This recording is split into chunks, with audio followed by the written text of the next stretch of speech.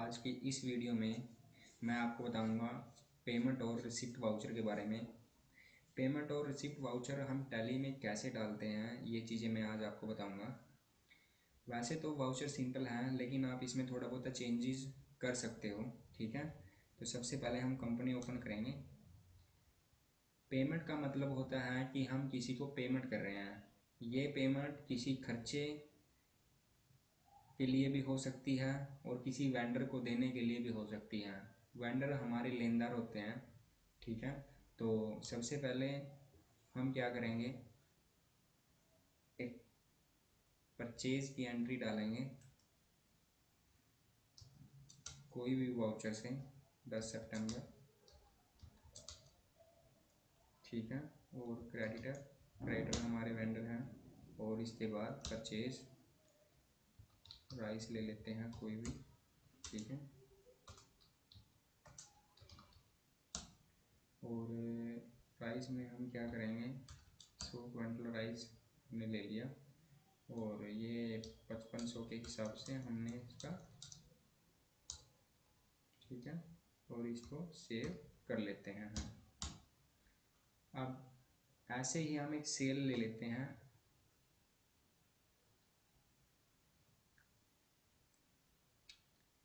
15 तारीख में, और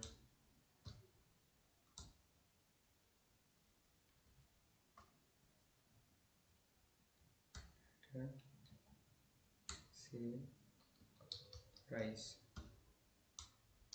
50 क्विंटल हमने बेच दिया है।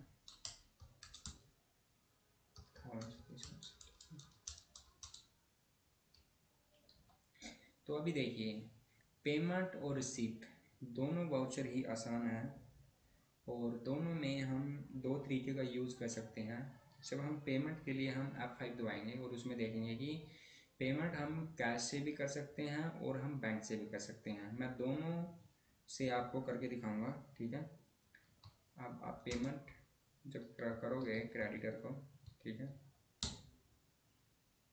50,000 मान लो आपने पेमेंट डाल दी, अगेंस्ट रेफरेंस आ गया।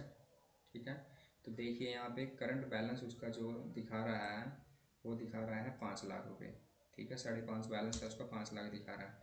तो ये तो होगी सिंगल एंट्री जो पेमेंट की मैं आपको दिखा रहा हूँ। ठीक है, अब देखिए कि सिंगल एंट्री हम बैंक की कर लेते हैं पेमेंट की। तो क्रेडिटर 50,000 मैंने यहाँ से डाल दिया। ठीक है, सेम प्रोसेस रहेगा।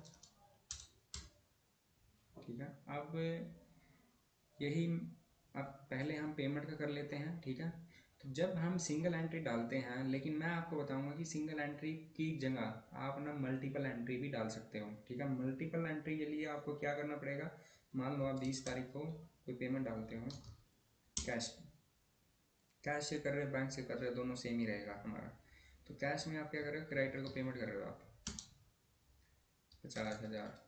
ठीक है, उसके साथ आप क्या, आपको क्या करना है, एक और खर्चे की पेमेंट करनी है।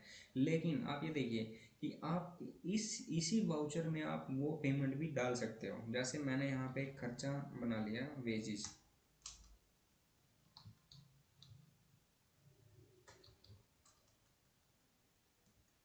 Labour expense.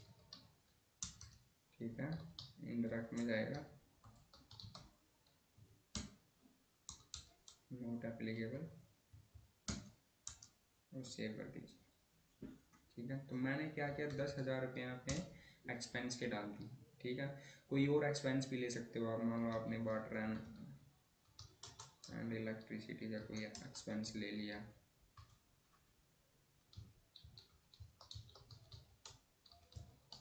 ठीक है, वो भी आपका इंडायरेक्ट में चला गया। तो ये पानी का एक्सपेंस है ये भी। अब ये हो गया कि हम मल्टीपल वाउचर में पेमेंट की एंट्री कैसे कर सकते हैं। अब हमने एक ही वाउचर में 3 जगह पेमेंट किया। ठीक है, ये हो गया मल्टीपल पेमेंट। तो अब हम ऐसा ही रिसिप्ट में करेंगे। मान लो हमने क्या करना है, रिसिप्ट लेनी है कैश, HDFC बैंक में हमारे पास मान लो पैसे आए हैं, किससे आए हैं, डेटर से। तो डेटर से हमने कितने लिए, 290, तो उन्होंने 90,000 रुपये उसने डाल दिए। ठीक है। तो उसका क्लोजिंग बैलेंस देखिए यहाँ पे, करंट बैलेंस 2 लाख रुपये रह गया। ठीक है। अब हमारे पास मान लो किसी और से भी पैसे आने हैं, ठीक है, तो वो एंट्री भी आप यहाँ पे कर सकते हो। जैसे मैं आपको करके दिखाऊंगा, डेटर्स भी,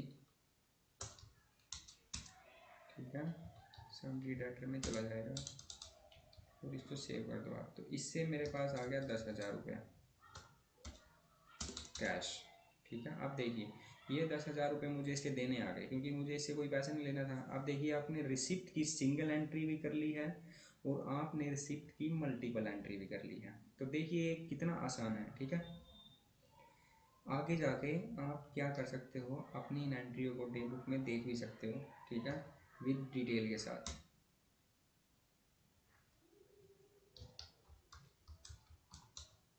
ठीक है।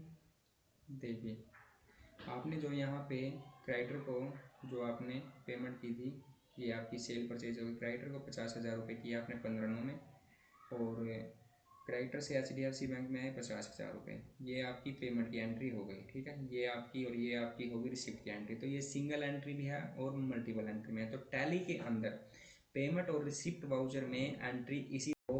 आपको ये वीडियो अच्छी लगी हो प्लीज़ लाइक और शेयर ज़रूर कर दीजिएगा अपने दोस्तों के साथ, ताकि आपको आने वाली वीडियो की अच्छी अच्छी वीडियो के नोटिफिकेशन मिलते रहें। और प्लीज़ मेरे चैनल को सब्सक्राइब कर दीजिएगा। Have a good day.